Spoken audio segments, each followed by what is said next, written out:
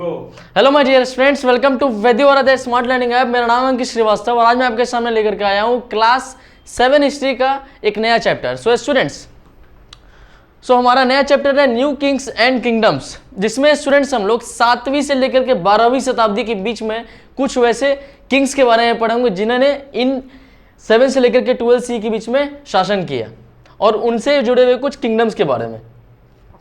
So here are few topics that we have to discuss today. So what are those topics? The emergence of new dynasties, administration in the kingdoms, processes and grant lands, warfare for wealth, a closer look the Cholas. So students, basically ये जो chapter हमारा होगा वो आपके चोला dynasty पे focus करेगा, ठीक है ना। सो 7वीं से लेके 12वीं शताब्दी के बीच में आपके चोला डायनेस्टी का उद्गम हुआ। इस चोला डायनेस्टी में हम लोग पढ़ेंगे इससे जुड़े हुए कुछ एडमिनिस्ट्रेटिव रिफॉर्म्स के बारे में, कुछ इसके काम करने के मतलब कि चोला डायनेस्टी में जो किंग्स अपना एडमिनिस्ट्रेशन करते थे वो लोग कैसे करते थे, क्या व्यवस्था थी, वो सारा कुछ हम लोग इस लेक्चर में जानेंगे। सो आइए आगे बढ़ते हैं। So the emergence of new dynasties. So students, उससे पहले आप लोग इस मैप पे फोकस कीजिएगा। ये हमारे इंडिया का मैप है और उस 7वीं से लेकर के 12वीं शताब्दी के बीच में ये कुछ आपके मेजर किंगडम्स हैं जो यहाँ पर बसाए गए। एक बार देख इस पे नज़र डाल दिया जाए। जैसे कि उत्तर प्रदेश में आपका कन्नौज, इसके बारे में भी हम लोगों को पढ़ना है स्टूडेंट्स और इसी चैप्टर में पढ़ना है। उसके बाद चोला, जो कि हमारे इस चैप्टर का मेन पार्ट है, यानी कि ये मेन किंगडम है जिसके बारे में हम लोग को इसमें जानकारी प्राप्त करनी है। फिर राष्ट्रकूट, राष्ट्रकूट का एक एग्जाम्पल इस चैप्टर में आया है, वो आप लोगों को ध्यान देकर के चलना है, ठीक है ना। अब देखो, फिर चाहमनाज, ये आपको राजस्थान के रीजन में कुछ चाहमनाज यानी कि चौहान यानी कि राजपूत रूलर्स के बारे में यहाँ पे जानकारी लेनी है। फिर ठीक है ना, देखो तो यहाँ पे कुछ मेजर किंगडम्स हैं। हम लोग जैसे जैसे इस क्लास में और आगे बढ़ेंगे कुछ और भी चीज़ें जानने को मिलेंगी। एक बार इस पे आप लोग क्लोज लुक दे लीजिए, ठीक है स्टूडेंट्स। चलिए आगे बढ़ते हैं। So the emergence of new dynasties. So students, new dynasties के इमरजेंस में कुछ आप लोग को बेसिक फैक्ट्स के बारे में समझना है। सबसे पहले आप लोगों को सामंत्स के बारे में समझना है। सामंत्स क्या होते थे? सो स्टूडेंट्स जान लो, सामंत जो होते थे वो सब रूलर्स या फिर मेन रूलर्स के कुछ क्या कह सकते हैं, वॉरियर चीफ्स यानी कि सेनापति। सो स्टूडेंट्स, सामंत्स क्या होते थे? आपके सब रूलर्स या फिर सेनापति जो कि आपके राज्य के हित में, यानी कि जिस भी किंगडम की बात चल रही है उस किंगडम के लिए कुछ वो लोग कुछ महत्वपूर्ण कार्य करते थे, जिसके लिए उनको किंग्स जो मेन रूलर्स होते थे वो रिवार्ड के तौर पे कुछ उपहार देते थे। वो उपहार लैंड के तौर पे भी हो सकता है या फिर सोने जेवरात, चाहे आप कुछ भी बोल सकते हो, ट्रेजर, कुछ उस तरीके का वो लोग रिवॉर्ड देते थे उनको। तो कौन रिवॉर्ड यहाँ पे देते थे? सो देखिए, अ टाइटल एंड पोजीशन। सबसे पहले तो सामंत क्या है? एक टाइटल या पोजीशन है, इसको दिमाग में रखना है। सामंत क्या है? एक टाइटल या फिर पोजीशन, ठीक है ना। वो रैंक वाइज हो सकता है, किसी का पहला रैंक, मतलब आप लोग अकबर के समय में पढ़ोगे कुछ इसी तरीके का टाइटल या फिर पोजीशन दिया जाता था जिसको मनसबदारी बोलते हैं, ठीक है ना, जिसको मनसबदार बोल सकते थे। और वो जो सिस्टम थी उसका नाम था मनसबदारी सिस्टम। इसी तरीके से आप लोगों को सामंत के बारे में समझना है, ठीक है ना। सो मेडिवल हिस्ट्री में सामंत बहुत इंपॉर्टेंट आपको दिमाग में लेकर के चलना है। सो ये एक टाइटल और या फिर पोजीशन है जो कि किसी मेन रूलर्स, मैं लिख देता हूं यहां पे, किसी मेन रूलर्स के द्वारा दिया जाता था। किनको? सो उनके सब रूलर्स। देखो, बहुत बड़ी किंगडम का मान लो कोई राजा है, अब उसके किंगडम में काफी सारे लोग होंगे, तो उस सबको संभालने के लिए ऐसा तो जरूरी तो नहीं है कि सिर्फ एक ही राजा सबको संभाल के रखेगा, नहीं, वो अपने कुछ वॉरियर चीफ्स को डिप्यूट करेगा उन किंगडम्स के कुछ जगहों पर, या फिर कुछ सब रूलर्स वो बनाएगा, ठीक है ना।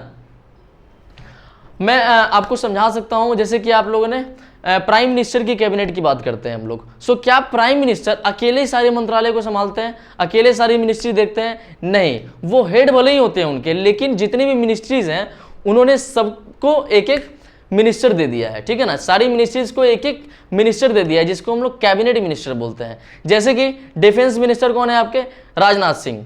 अगर आप रेलवे मिनिस्टर की बात करो, रेलवे एंड कम्युनिकेशन, सो अश्विनी वैष्णव। ठीक उसी तरीके से हेल्थ मिनिस्टर, सो मनसुख मंडाविया।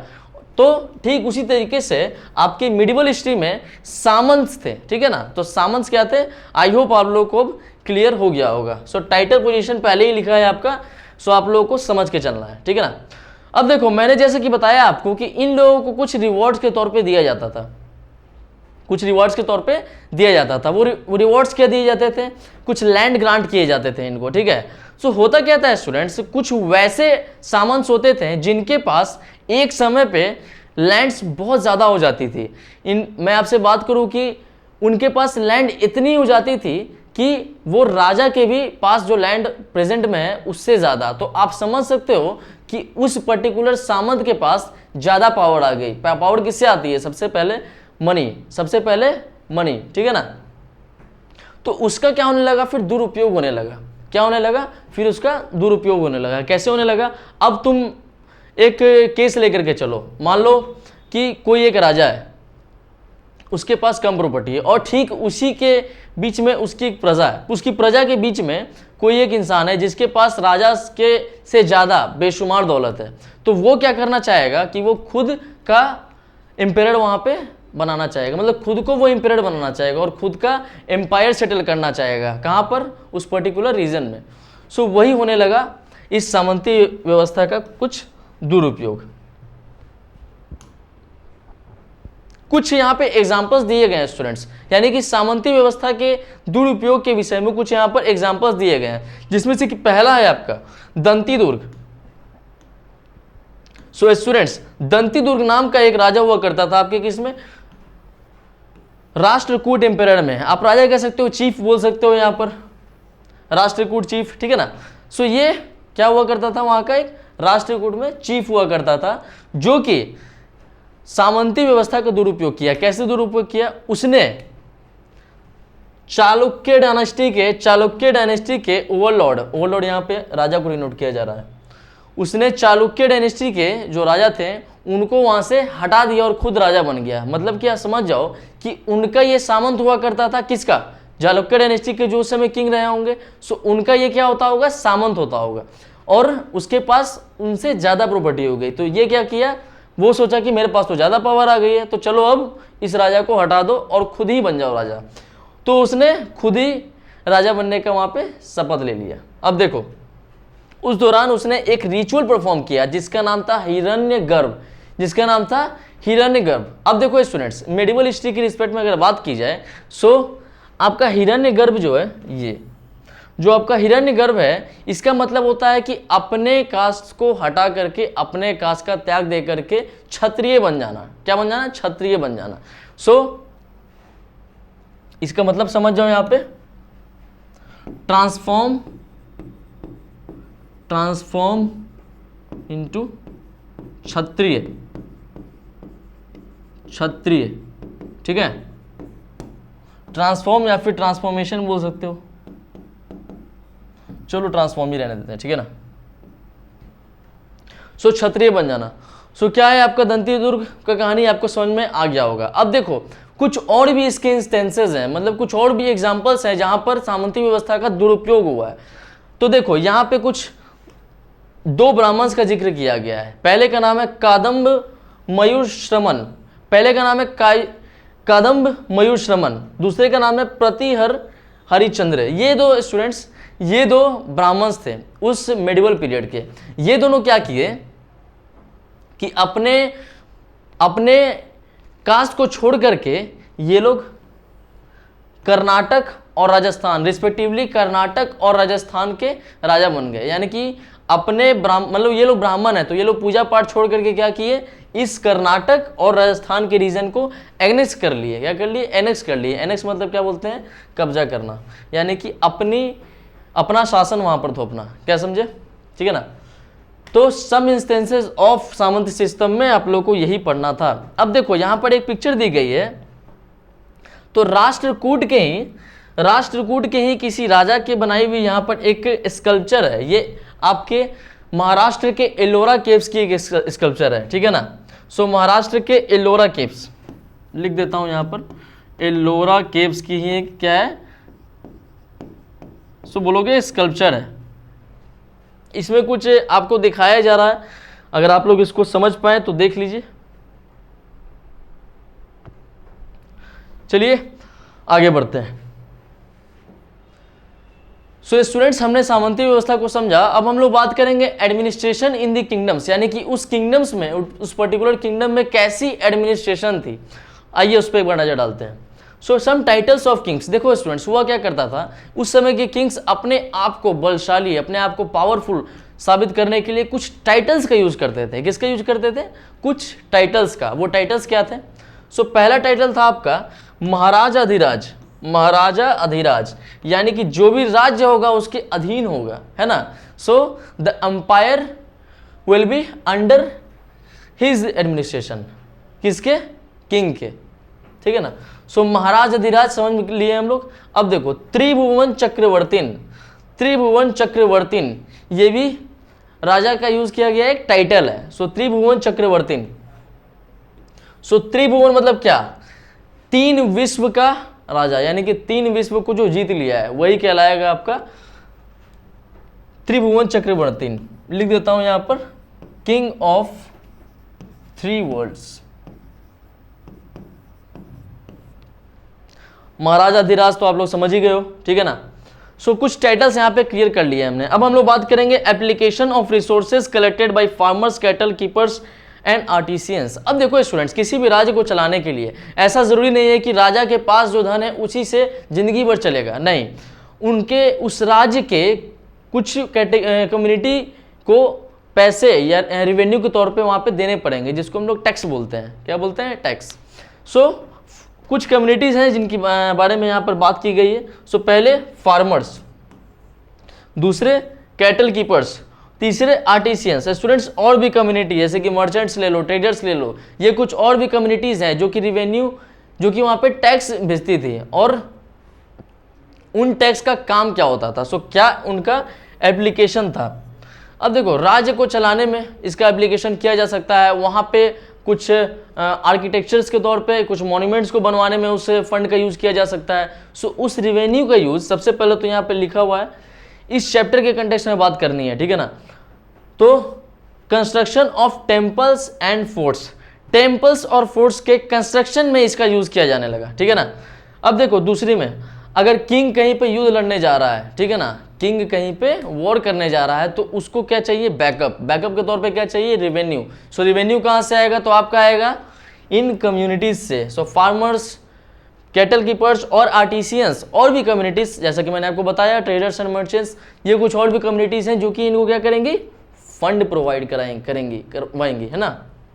सो वो फंड कहाँ जाएगा? तो ये कुछ दो एप्लीकेशंस दिए गए हैं। आप और भी एप्लीकेशंस मैं बोल सकता हूँ, जैसे कि एग्रीकल्चर हो रहा है तो उसमें क्या करना है? वाटर सप्लाई देनी है। अब मान लो कि कुछ कैनल्स वगैरह बनवाने हैं, आप लोग पढ़ोगे इसमें और आगे बढ़ोगे, आगे पढ़ोगे तो आप लोग और भी बातें जानोगे। कुछ डैम्स बनवाने हैं तो वो सब फंड कौन कहाँ से आएगा? वो सब यही लोग कलेक्ट करके देंगे और राजा वहाँ पर उनको कंस्ट्रक्शन कर देगा, है ना। तो काफ़ी ज़्यादा यूज होता था इन रेवेन्यूज़ का। अब देखो स्टूडेंट्स, एक नया टॉपिक आया, प्रशस्टीज एंड लैंड ग्रांट्स। देखो स्टूडेंट, सबसे पहले समझो प्रशस्टीज क्या होती है।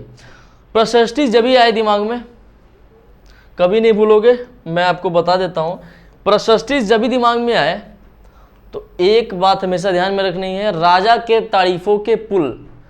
राजा के तारीफों के पुल, मैंने क्या बोला? राजा के तारीफों के पुल, यानी कि क्या? राजा क्या करता था? जब कभी कोई युद्ध जीत करके आता था, जब कभी कोई युद्ध वो जीत करके आता था, वो अपने तारीफों के पुल लिखवाता था। और किससे लिखवाता था? खुद तो लिखेगा नहीं भाई, वो राजा है, उसके पास बेशुमार दौलत है, वो लिखने में क्यों टाइम वेस्ट करेगा? वो क्या डिप्यूट करेगा? वो क्या किसको हायर करेगा? वो कुछ संस्कृत लर्न ब्राह्मण्स को क्या हायर करेगा। क्यों करेगा? देखो ऐसा माना जाता था कि ब्राह्मण्स के पास काफ़ी ज़्यादा नॉलेज होती थी, अभी भी है। ब्राह्मण्स के पास काफ़ी ज़्यादा नॉलेज होती थी, और पर्टिकुलरली अगर हम मेडिवल हिस्ट्री की बात करें तो उसमें ब्राह्मण्स के पास संस्कृत की काफ़ी ज़्यादा नॉलेज होती थी, अभी भी है, लेकिन इस समय इनकी डिमांड काफ़ी ज़्यादा हाई थी, डिमांड इनकी काफ़ी ज़्यादा हाई थी। और बेसिकली किस काम में? सो बोलोगे प्रशस्तिस, किस काम में? सो प्रशस्तिस को लिखने में। अब क्या होगा स्टूडेंट्स, प्रशस्ति तो लिख दी गई, अब इसके बदले में राजा इनको क्या करेगा? कुछ रिवॉर्ड देगा, और उस रिवॉर्ड के तौर पे इनको क्या देगा? सो उस रिवॉर्ड पे तौर पे इनको कुछ लैंड ग्रांट करेगा। क्या करेगा? लैंड ग्रांट करेगा। ये देखो लिखा है ना आपका, लैंड ग्रांट करेगा, ठीक है। सो देखो लैंड तो ग्रांट कर दिया, भाई लैंड किसका है, कौन लैंड का मालिक है, क्या चौहद्दी है उस लैंड की, वो सब कैसे पता चलेगा? सो ये देखो, ये कुछ कॉपर प्लेट्स यहाँ पर दिए गए हैं जिन पे लैंड की डिटेलिंग लिखी गई है। क्या की गई है? लैंड की डिटेलिंग की गई है कि भाई ये लैंड इनका है और ये लैंड किसका, मतलब जो इनका जो लैंड है वो सारा कुछ यहाँ पर डिटेल लिखा गया है, क्या उसका डायमेंशन है, सब कुछ वहाँ पर लिखा होता था। उसको लिखने में पहले कॉपर प्लेट्स का यूज़ किया जाता था। सो आई थिंक मैं लिख देता हूँ यहाँ पर, पहले इसको थोड़ा सा प्रिसाइज कर लिया जाए।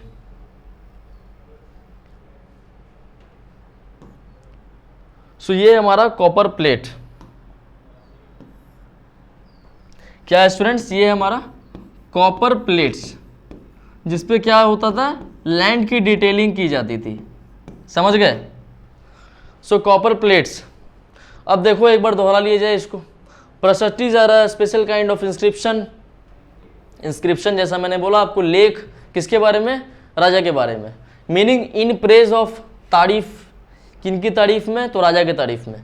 दैट में नॉट बी लिटरली ट्रू। देखो यहाँ लिखा है ना, जो कि सही होती भी थी नहीं भी होती थी। अब कोई राजा है तो वो क्या करेगा? वो खुद के तारीफों के पुल ज़्यादा लिखवाएगा ना। अगर मान लो कि कुछ उसने काम किया भी नहीं तो भाई थोड़ा ये भी ऐड कर दो, है ना। फिर देखो, they were compose by learn brahmins. So brahmins लिखते थे किसके तारीफ में? सो रूलर्स के तारीफ में। अब इसके बदले इनको कुछ दिया जाता था। देखो, brahmins were rewarded by grants of land. उसके बाद whose record were kept on copper plates.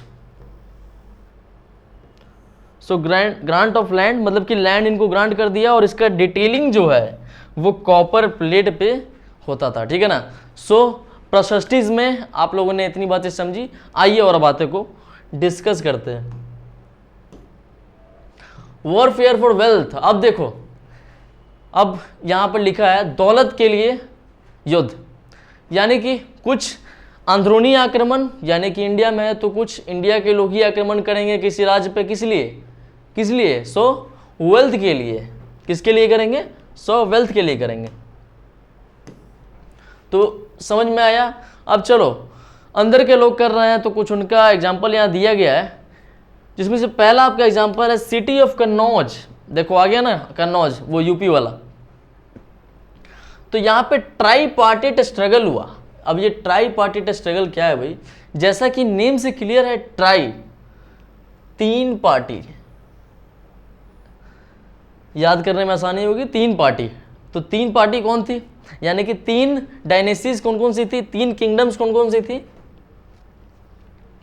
तो पहले थी आपकी गुर्जर प्रतिहरा, पहले थी आपकी गुर्जर प्रतिहरा, देन राष्ट्रकूट, दूसरी राष्ट्रकूट किंगडम। उसके बाद नंबर 3 पाला डायनेस्टी, नंबर 3 पाला डायनेस्टी।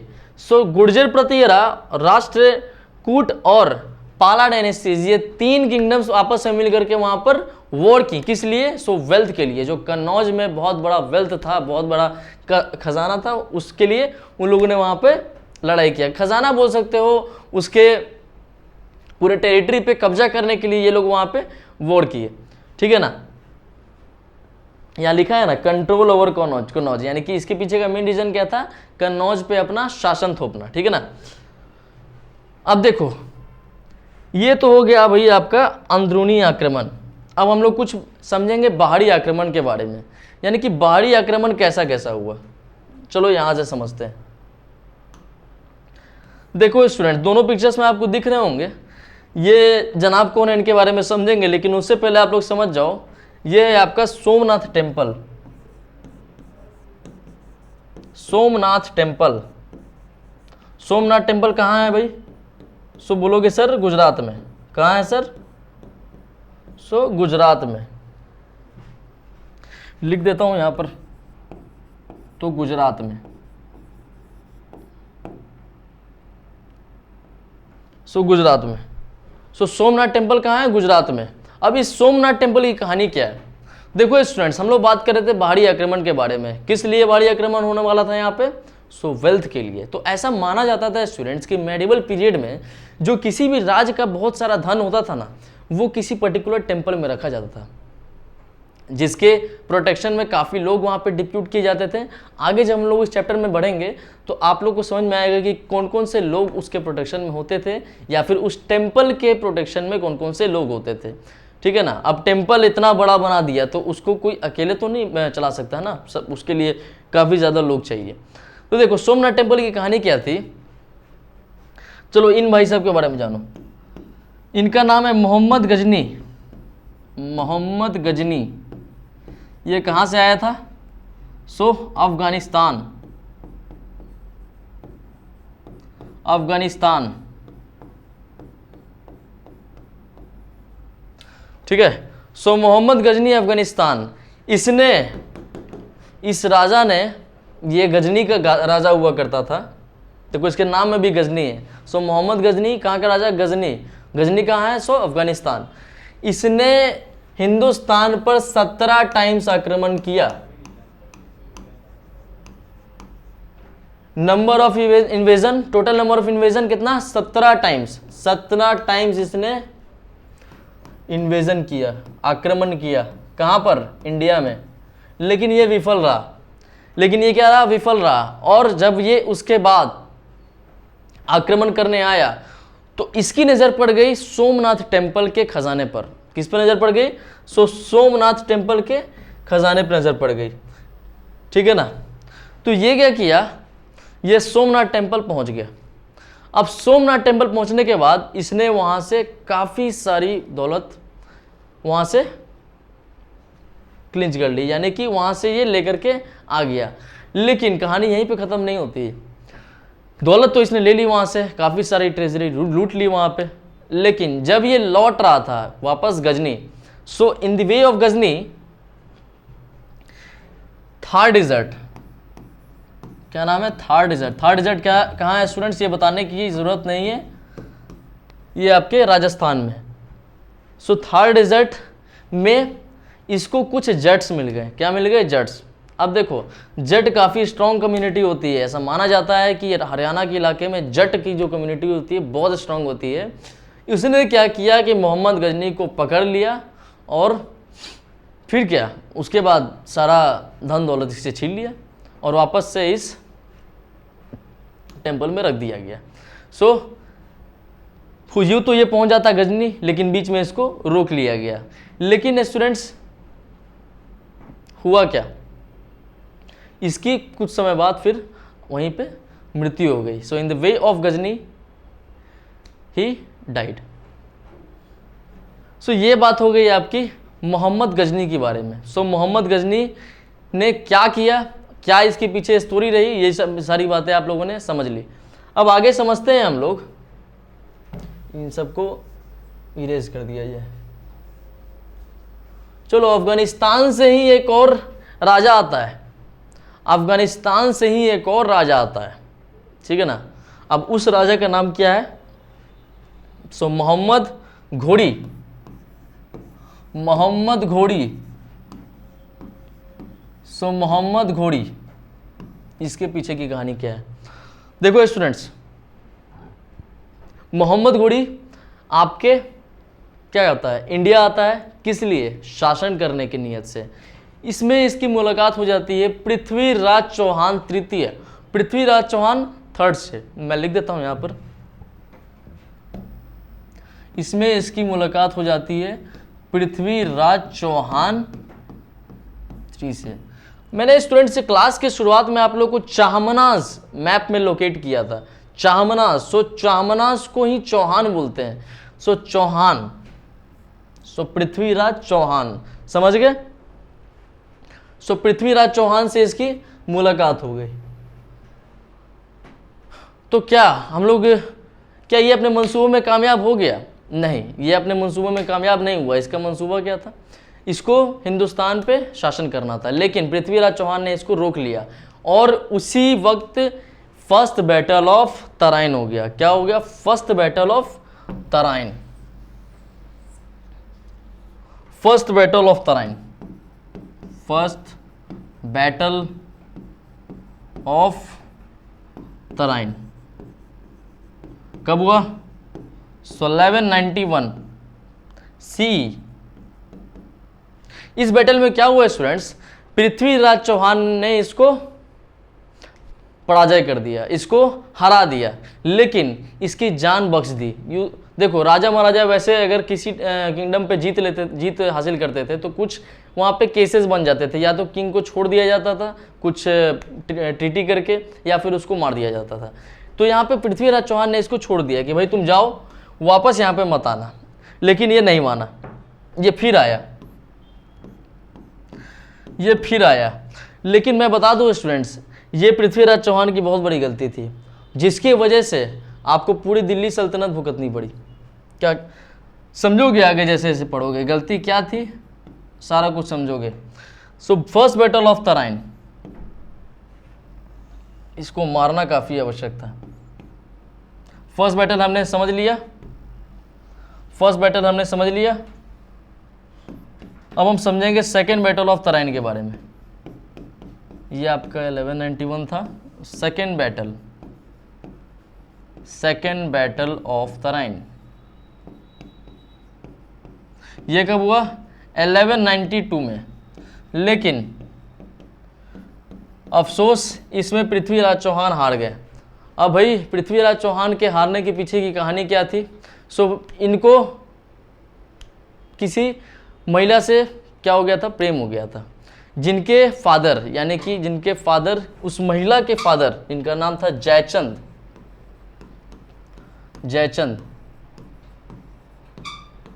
उन दोनों के प्रेम को स्वीकार नहीं कर रहे थे। तो पृथ्वीराज चौहान ने उसके बावजूद भी इनसे शादी की, लेकिन शादी के बाद इनका आक्रोश और बढ़ गया। अब भाई ये बोले कि अब हम उसकी गद्दी पे बैठेंगे, यानी कि पृथ्वीराज चौहान का जगह ये लेना चाहते थे। तो इसके लिए इसने मोहम्मद घोड़ी से जाकर के दोस्ती कर लिया, और इसने सारी तरीके बता दिए कि पृथ्वीराज चौहान को कैसे हराया जा सकता है। देखिए, पृथ्वीराज चौहान छोटा मोटा किंग नहीं था, बहुत बड़ा किंग था। उसके पास वो काफ़ी बलशाली था, उसको हराना इतना आसान नहीं था। सो मैं आपको बता दूं, एक स्टोरी सुन लो। स्टोरी क्या, ये फैक्ट है। आपके घर में तब तक कोई दूसरा दखल नहीं दे सकता जब तक आपके घर का ही कोई इंसान उसके साथ मिला ना हो, या फिर आपके घर में फ्रैक्शन ना हो। सो उस केस में बाहर वाले फायदे बहुत उठाते हैं। तो देखो वही हुआ ना, जयचंद तो एक तरह से काफ़ी क्लोज रिलेटिव था। अब इसके फादर इन लॉ ही थे, पृथ्वीराज चौहान का ये फादर इन लॉ ही था, लेकिन ये क्या किया? दुश्मन से जाकर के मिल गया। सो दुश्मन का दुश्मन दोस्त होता है, ठीक है ना। ये उससे जाकर के मिल गया, और फिर सेकंड बैटल ऑफ तराइन में पृथ्वीराज चौहान हार गए। तो कहानी यहीं पे ख़त्म नहीं होती है। अब जयचंद को लालच था कि भाई अब तो राजा हम बनेंगे, पृथ्वीराज चौहान हार गए। पृथ्वीराज चौहान को वैसे बंदी बना लिया गया था। तो थर्ड बैटल ऑफ तराइन में, फर्स्ट बैटल ऑफ तराइन हो गया, सेकंड बैटल ऑफ तराइन हो गया, अब तीसरा बैटल हुआ, एक और बैटल हो गया, जो हुआ किसके बीच है? जयचंद और आपके मोहम्मद घोड़ी के बीच में। इस बैटल में अब आप समझ ही सकते हो कि मोहम्मद घोड़ी भाई वो यहाँ पे शासन करने आया था, तो क्या वो किसी और को राजा बना देगा? जयचंद को बना देगा? नहीं, ऐसा नहीं। वो खुद राजा बनने आया था और वो राजा बना, लेकिन बाद में आप लोग समझोगे वो राजा बना भी और नहीं भी बना। वो कैसे नहीं बना, वो बात की बात है, दैट इज सरप्राइज। तो उसने जयचंद के साथ युद्ध कर लिया। तो थर्ड बैटल ऑफ तराइन आप लोग याद रखोगे कि जिसमें जयचंद हार गया था, उसको मार दिया गया था, और यहाँ पे उसके बाद स्लेव डायनेस्टी को स्थापित किया गया। स्लेव डायनेस्टी के पहले रूलर कौन है? सो कुतुबुद्दीन ऐबक। लेकिन अगर आपसे पूछा जाए कि देखो, कुतुबुद्दीन ऐबक ने बस उनको डिप्यूट किया गया था, लेकिन उसमें काफ़ी ज़्यादा रिफॉर्म्स जो लाया था उसने इल्तुतमिश ने लाया था। उसके बाद ये सब आगे की बातें हैं, आप लोग ज़्यादा इस पर फोकस नहीं कीजिए। फिलहाल आप लोग इतना समझिए कि इस मोहम्मद घोरी और मोहम्मद गजनी के बीच की सारी कहानी आप लोग समझ लीजिए। फिर मोहम्मद घोरी ने एक और काम किया, उसने किताब उल हिंद नाम की एक पुस्तक लिखवाई, जिसके लेखक थे, जिसके ऑथर थे अल बेरूनी।